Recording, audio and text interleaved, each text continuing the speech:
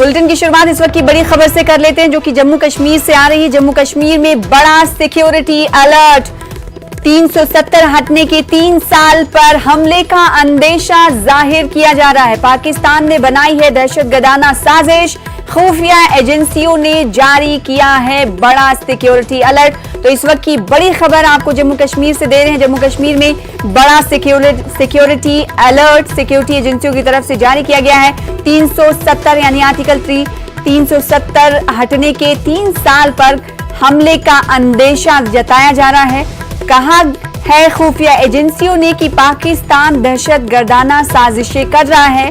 खुफिया एजेंसियों ने इस हवाले से अलर्ट जारी किया है। तो इस वक्त की बड़ी खबर आपको नाज़रीन दे रहे हैं। आर्टिकल 370 के खात्मे के 3 साल पर हमले का अंदेशा जताया जा रहा है। पाकिस्तान दहशतगर्दाना साजिशों में मुब्तला है। खुफिया एजेंसियों ने अलर्ट करते हुए ये बातें कही हैं। तो जम्मू कश्मीर में बड़ा सिक्योरिटी अलर्ट जारी किया गया है। अब ये देखना होगा कि खुफिया एजेंसियों की तरफ से ये बड़ा सिक्योरिटी अलर्ट, फिर उसके बाद अब चूंकि 15 अगस्त भी आ रहा है, तो ऐसे में चप्पे चप्पे पर सिक्योरिटी मजीद बढ़ाई जाएगी इस सिक्योरिटी अलर्ट के बाद। तो आर्टिकल 370 के हटने के 3 साल पर हमले का अंदेशा जताया जा रहा है। पाकिस्तान ने दहशतगर्दाना साजिशें करनी शुरू कर दी हैं, ऐसा खुफिया एजेंसियों का कहना है। इसीलिए खुफिया एजेंसियों ने अलर्ट जारी किया है।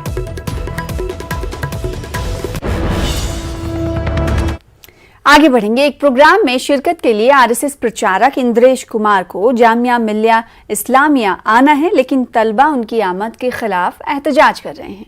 इस मौके पर सिक्योरिटी के सख्त बंदोबस्त किए गए। वहीं तलबा तंजीम आयसा के एहतजाज के बाद जामिया इंतजामिया में खलबली मच गई है और मधु मीडिया एहलकारों को भी जामिया के प्रॉक्टर ने प्रोग्राम में शिरकत से रोक दिया है। संजय राउत को अदालत से राहत नहीं मिली है। अदालत ने ईडी की तहवील में तौसी कर दी है। अब संजय राउत को 8 अगस्त तक तहवील में भेज दिया गया है। बातचीत करने में मौजूद है सुनील राउत, संजय राउत के भाई जो आज कोर्ट में पूरे अपने समर्थकों के साथ मौजूद है। सुनील जी, क्या कुछ कोर्ट में हुआ? कुछ नए आरोप लगे हैं? कोर्ट में कुछ हुआ नहीं, कोर्ट में कुछ नए आरोप लगाए नहीं। जो आरोप पहले से थे वही वापस रिपीट करते गए। थोड़ा सा कोर्ट को थोड़ा क्या मैंने कन्फ्यूजन किया है कि बाबा ये नया आया, ये नया कुछ नहीं। जो प्रॉपर्टी हमने 2010-2009 में लिया है वही डॉक्यूमेंट्स दिखा रहे हैं बार बार, और दिखा रहे हैं कि भ्रष्टाचार हुआ। अरे क्या भ्रष्टाचार? 1 करोड़ 1.5 करोड़ का भ्रष्टाचार होता है? अरे भारतीय जनता पार्टी की चिट्ठी खोल दो, सब कपड़े निकल जाएंगे भारतीय जनता पार्टी के नेताओं के। वो क्या दिखाते भ्रष्टाचार? हमारा कोई भ्रष्टाचार हुआ नहीं है। यही बात समझ में नहीं आ रही कि मामला 55 लाख से शुरू हुआ था। संजय राउत जी ने खुद प्रेस कॉन्फ्रेंस लेकर रिटर्न भी किया था। 55 लाख का ही मामला है ये, 55 लाख का ही मामला है और कोई मामला बड़ा नहीं है। कितना? अरे एक हम लोग, मैं मराठी हूँ, क्या मराठी को कोई आदमी पैसा कमाने की कोई ये नहीं है क्या? पैसा किसने कमाना चाहिए? मुंबई आमची, महाराष्ट्र आमचा, पक्ष आमचा, शिवसेना आमचा। आम्ही मेहनत करून पैसे नहीं, मेहनत करके हम नहीं पैसा कमाएंगे क्या? हाँ, हम जो मेहनत से पैसा लेंगे उसको तुम लगाओगे? ईडी पीडी सीडी इसके साथ ज्वाइन करोगे क्या आप? हाँ, ये मेहनत का पैसा संजय राउत का। कोई चीटिंग किया नहीं हमने और चीटिंग करेंगे नहीं, क्योंकि हम बाला साहब के आदमी है। क्या एक बड़ी साजिश रची जा रही है संजय राउत की? ये पूरी साजिश है, ये पूरी साजिश है। जल्दी खुलासा करेंगे आप कह रहे थे? जल्दी कर रहा हूँ खुलासा। कुछ प्रूफ भी आपके पास, तमाम डॉक्यूमेंट्स है? कुछ सब हो जाएगा, आ जाएगा डॉक्यूमेंट। कब बात करने वाले हैं आप? जल्दी।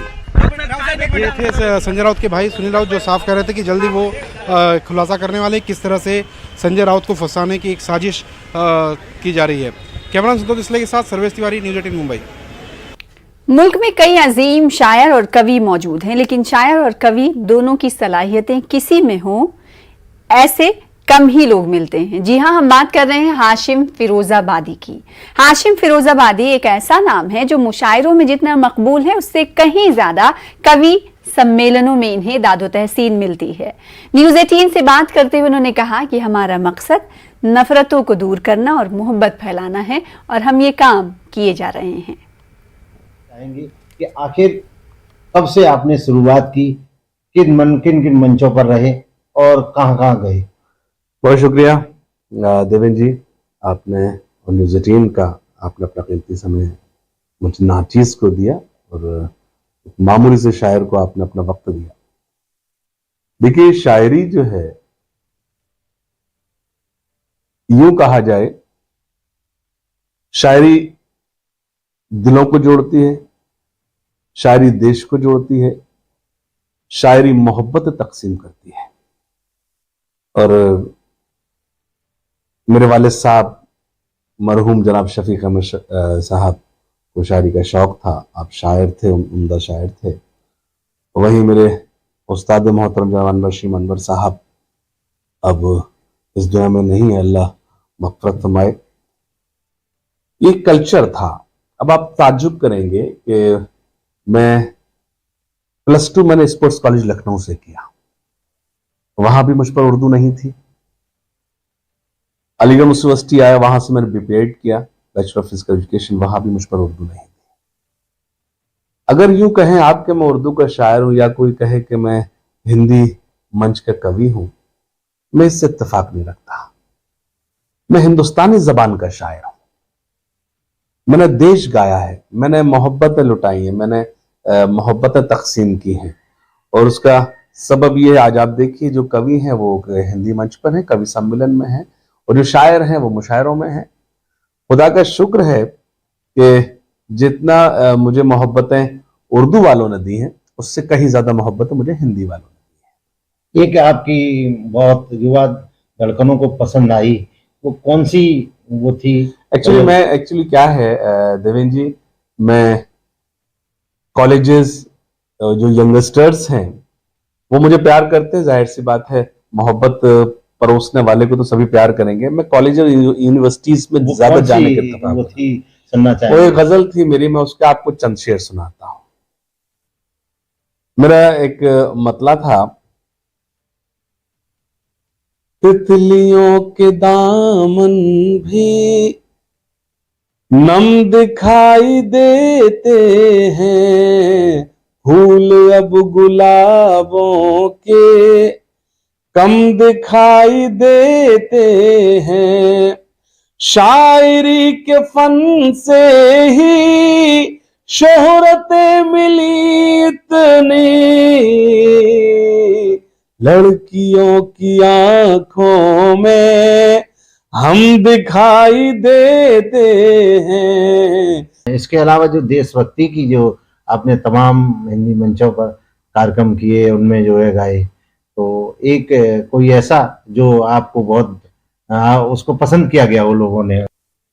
जो मेरे देश के हैं गद्दार, जो मेरे देश के हैं गद्दार, नहीं है जिनको इससे प्यार, वो हिंदुस्तान छोड़ दें, वो हिंदुस्तान छोड़ दें।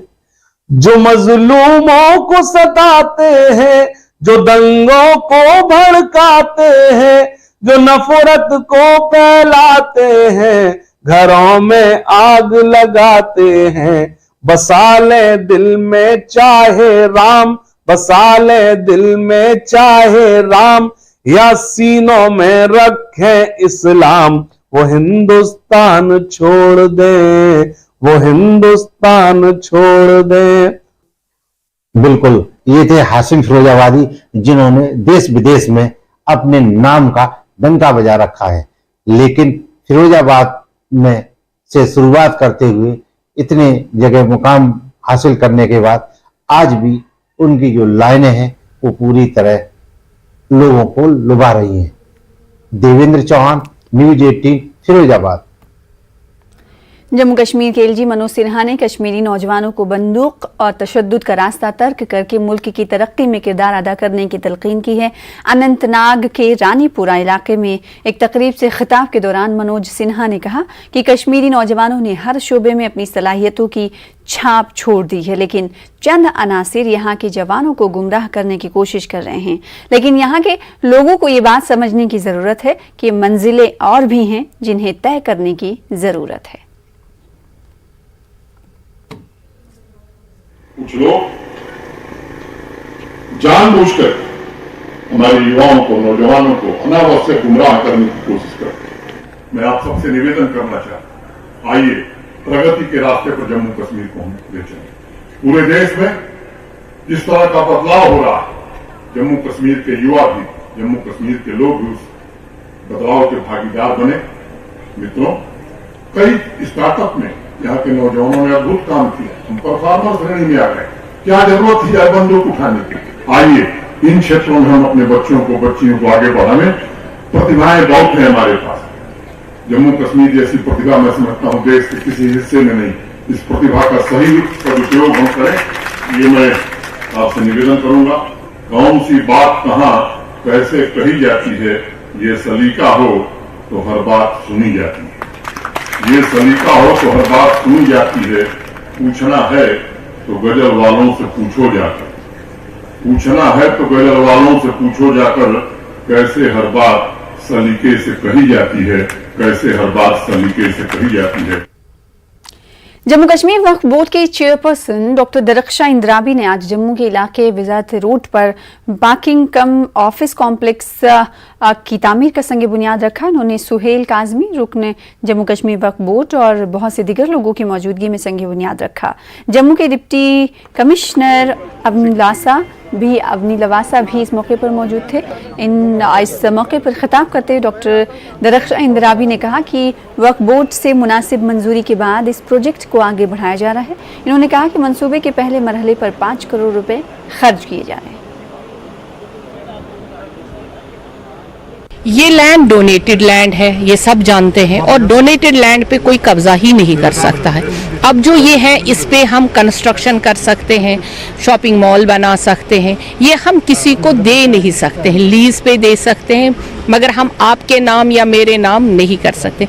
यहाँ पे मॉडर्न पार्किंग हो जाएगी, उसके ऊपर से एक बाज़ाब्ता एक हॉल बन जाएगा जहाँ पे वक्फ बोर्ड का ऑफिस भी बनेगा, और यहाँ पे ज़रूरत होती है हॉल की, तो हम आज की डेट में इस लैंड का यूज करेंगे। जब का गवर्नमेंट ऑफ इंडिया ने जे.एंड.के वक्फ बोर्ड बनाया है, कोशिश यही है कि जहाँ भी हमारी वेकेंट प्लेसेस हैं उनको यूज़ किया जाए कमर्शियली भी, और उससे रोज़गार भी यूथ को मिले। यहाँ शॉपिंग कम्प्लेक्स भी बनेगा, पार्किंग की बहुत प्रॉब्लम रहती है सिटी में, तो उसके लिए ये एक प्लॉट हमारे पास 4.5-5 कनाल का था, इसको हम इसकी शुरुआत कर रहे हैं।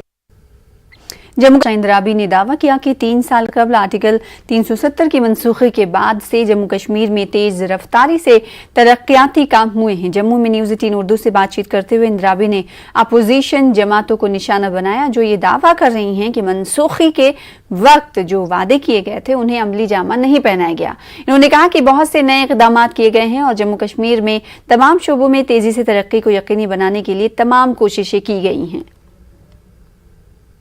तो डोल कहीं बजते नहीं देखा है। हाँ, उनकी जुबान के डोल बजते ही रहे तब से भी, और 70 सालों में भी। वो तब कहते थे हम 370 की रक्षा करेंगे और हम आपको ऑटोनॉमी दिलाएंगे, ये उन लोगों का काम था बोलने का। अब जो वो हट गया, पर्दा हट गया, अब बजने के लिए तो कुछ है नहीं, अब उनको वो अपना डोल बजाते रहना है। हम काम करते रहेंगे, और जो काम कभी जिंदगी में जम्मू कश्मीर में नहीं हुए थे वो प्रोग्रेस हो रहा है, और आइंदा सालों में वो दिखेगा। और यहाँ कोई भेदभाव न था, न है, न होगा। 370 उनके लिए स्लोगन तब भी था और अब भी है। ना वो वापस आएगा, ना वो बचा सके, ना ऑटोनॉमी दिला सके। अब उनके पास रहा क्या? अब उनके पास सिर्फ इतना ही रहा कि वो बोलते रहे। नेशनल कॉन्फ्रेंस यूथ के सदर सलमान सागर ने आज कहा कि दफा 370 की मनसूखी जम्मू कश्मीर के नौजवानों को कभी भी काबिल कबूल नहीं होगी। पार्टी हेडक्वार्टर श्रीनगर में मुनक्किदा एक मीटिंग के मौके पर मीडिया से बात करते हुए सलमान ने कहा कि वो जमहूरी तरीके से आर्टिकल 370 की बहाली के लिए जद्दोजहद जारी रखेंगे। सलमान ने पार्टी के सीनियर मेंबरान से खिताब करते हुए उनसे कहा कि वो अपने इलाकों के लोगों तक पहुंचे। जो हम तीसरा साल होने को आ रहा है, 5 अगस्त को कंप्लीट हो जाएंगे 3 साल। तो यहाँ की यूथ, यहाँ के लोग, बिल्कुल उसमें यूथ की बात करूँगा, यहाँ के यूथ जो है उन्होंने कभी वो डिसीजन एक्सेप्ट नहीं किया हुआ है। That was unacceptable, that will remain unacceptable.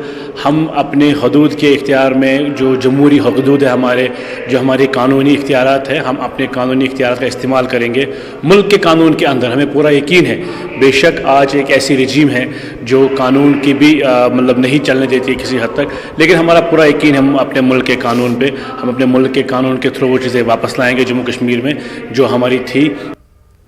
और इस वक्त एक बड़ी खबर महाराष्ट्र से आ रही है। पात्रा चाल जमीन घोटाला मामले में ईडी ने समन जारी किया है। संजय राउत की बीवी वर्षा राउत को ये समन जारी किया गया है। तो संजय राउत के लिए मुश्किलें लगातार बढ़ती हुई दिखाई दे रही हैं। मुश्किलें इसलिए बढ़ रही हैं क्योंकि आज संजय राउत की ईडी की तहवील खत्म हो रही थी। आज उन्हें कोर्ट में पेश किया गया, तो एक बार फिर से उनकी तहवील में तौसी की गई। और दूसरी तरफ अब संजय राउत की बीवी वर्षा राउत को समन जारी किया गया है, पूछताछ के लिए समन जारी किया गया है। अब ये जानने की जरूरत है, इस हवाले से अपडेट हम आपको फराहम करते रहेंगे कि कब संजय राउत की बीवी वर्षा राउत को ईडी ने समन जारी किया है पूछताछ के लिए, किस तारीख को उन्हें पहुंचना है। बहरहाल ये बड़ी मुश्किल के तौर पर इसे देखा जा सकता है। मुश्किलें बढ़ती हुई दिखाई दे रही हैं संजय राउत के लिए और उनके घर वालों के लिए, क्योंकि पात्रा चौल जमीन घोटाला मामले में अभी ईडी की कस्टडी में संजय राउत हैं और इसी दौरान ईडी ने एक और समन जारी किया है।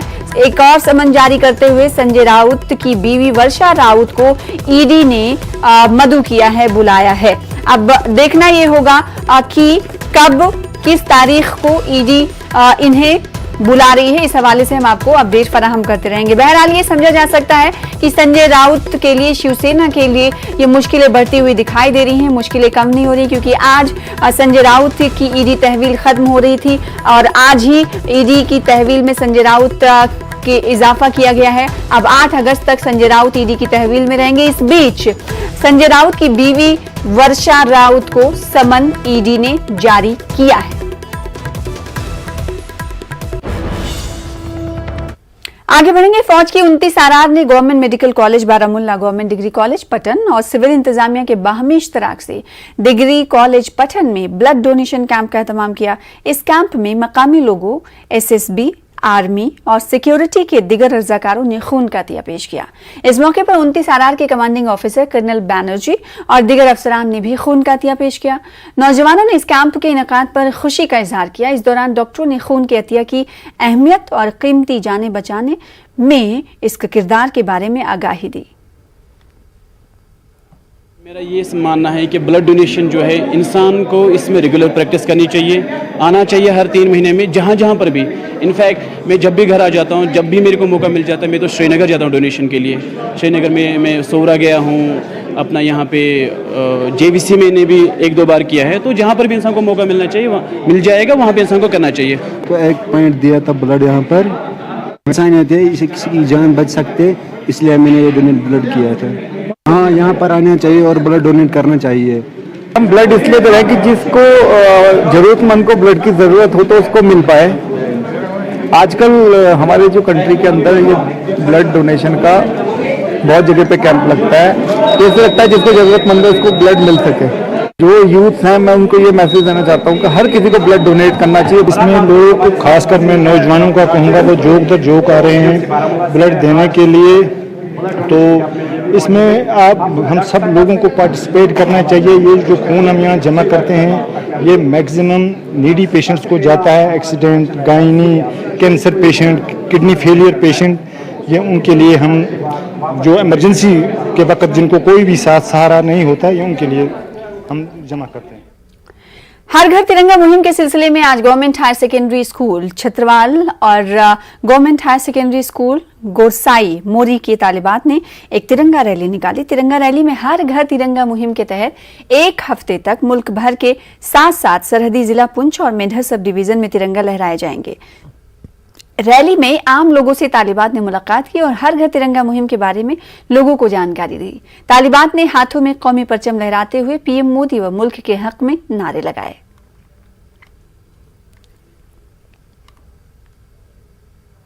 जिला पुलवामा के चिनार बाग इलाके में गुज़िश्ता चंद रोज से नामालूम जंगली जानवर खड़ी फसलों को नुकसान पहुंचा रहे हैं। जंगली जानवर रात के दौरान चिनार बाग और उसके मुत्तसिल इलाकों में मेवा बागात में नमूदार होते हैं और सब्जियों के अलावा सेब की फसल को नुकसान पहुंचा रहे हैं। लगातार जंगली जानवरों की मौजूदगी से मकामी आबादी में तशवीश पाई जा रही है। जानवर ूटन अत मका जन फसल जमींदारन वोबदोमुत कैंचो दो पे दपान नुकसान वातान, इसलिए अपील करान वाइल्ड लाइफ वालन तिम करें पन पुरजोर कोशिश कि यह जानवर तो छुकुस अत नीन पुरजोर तिम मतलब ध्यान गौर फिक्र सान। JNK vocational trainers welfare association की जानिब से आज चौथे रोज भी एहतजाजी मुजाहरा जारी है। प्रेस इनक्लेव श्रीनगर में कौमी तराने और दुआ से शुरुआत करके एक मुनफरिद अंदाज में अपना एहतजाज जारी रखा। एहतजाजियों ने पेशा वाराना तरबियत के शिराकतदारों को हटाने का मुतालबा किया। एहतजाजियों का कहना है कि वोकेशनल ट्रेनिंग पार्टनर्स का तालीम के शोबे में कोई किरदार नहीं है। हम जो स्कूलों में जाते हैं हमारा डे ऐसे स्टार्ट होता है, तो आज हमने वो जहाँ से भी वैसे स्टार्ट किया कि हम हमारा टाइमिंग भी वैसे है 10 to 4 का है, तो हम वहाँ स्कूल में भी वैसे स्पेंड करते हैं अपना डे। और बच्चों को जो हम तालीम देते हैं, जो हम उनको एजुकेशन देते हैं, हम उनको स्किल कर रहे हैं। गवर्नर सर से हमारा एक डेलीगेशन भी मिला और मैं डेलीगेशन के बिहाफ पे ये भी बोलना चाहता हूँ कि गवर्नर सर ने हमें एश्योरेंस दिया था, आवाम की आवाज़ में भी उन्होंने हमें एश्योर किया था कि हम आपके लिए जॉब पॉलिसी लाएंगे। इवन उन्होंने डायरेक्ट किया था प्रिंसिपल सेक्रेटरी को और SPD समग्रा को कि इनके लिए कोई जॉब पॉलिसी फ्रेम की जाए। मगर बड़े अफसोस की बात है, बड़े दुख की बात है कि वो लोग जो ब्यूरोक्रेट्स हैं और जो नीचे बैठे हुए हमारे ऑफिसर्स हैं, वो इस बात को सुनने को रेडी नहीं है। वो 6 साल से, सर आप मुझे एक आंसर दीजिए कि 6 साल में एक पैसे का इंक्रीमेंट नहीं, कौन सा ऐसा काम है।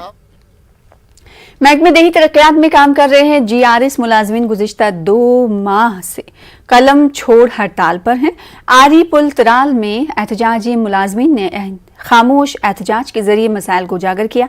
एहतजाजी मुलाजमीन का कहना है कि वो पिछले 13 सालों से महकमे में काम कर रहे हैं और कम उजरत पर वो काम कर रहे हैं, लेकिन अभी तक उन्हें मुस्तकिल नहीं किया गया और ना ही बकाया तनख्वाह वागुजार की गई है। एहतजाजियों ने LG से मसाइल को हल करने की मांग की।